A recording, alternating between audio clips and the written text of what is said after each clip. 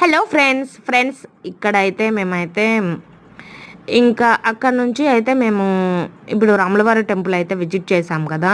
రాములవారి టెంపుల్ నుంచి మేమైతే హోర్నాడ్ వెళ్తున్నాము. హోర్నాడ్ వచ్చేసి అన్నపూర్ణాదేవి టెంపుల్ అనమాట. నిజంగా చాలా ఫేమస్ టెంపుల్. అన్నపూర్ణాదేవిని దర్శించుకున్న వాళ్ళకి మనకి అన్నానికి ఎటువంటి ఇబ్బంది ఉండదు అని చెప్పేసి అయితే అంత ఫేవరెట్ టెంపుల్ అన్నపూర్ణేశ్వరి దేవి టెంపుల్ అనమాట. ఫస్ట్ టైం నేను అన్నపూర్ణేశ్వరి దేవి టెంపుల్ అయితే విజిట్ చేయడం నాకు చాలా బాగా అనిపించింది. ఇంకా నేచర్ ఇది చూడండి ఎంత బాగుందో. నేచర్ లవర్స్ ఎవరైనా ఉంటే ఇంకా ఎంతకంటే అద్భుతమైన నేచర్ ఏది ఉండదన్నమాట. అంత బాగుందన్నమాట. మొత్తం కాఫీ తోటలు, ఇంకా పనస చెట్లు, ఇంకా ఈ ట్రీ ఉంది ఈ ట్రీ లేదు అని అనుకోకూడదు. మొత్తం వక్క పలుకుల చెట్లు A to Z అనమాట. అన్ని ట్రీస్ అయితే అవైలబుల్గా ఉన్నాయి.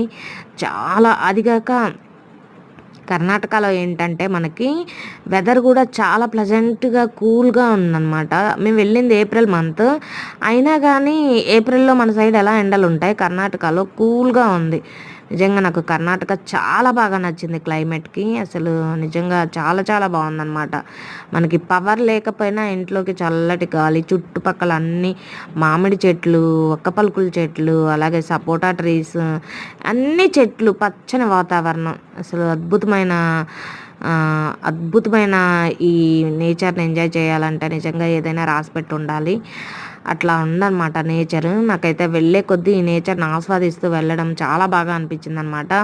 మేమంతా వెళ్ళిందంతా ఒక ఫారెస్ట్, మొత్తం మనకి ఒక ఫారెస్ట్లో వెళ్తాము. జర్నీ అంతా ఉడిపి వరకు మనకి ఒక ఏరియాస్ అనేవి తగులుతాయి. అక్కడ నుంచి అయితే మనకు ఘాట్ రోడ్స్ అయితే వెళ్తాం అనమాట.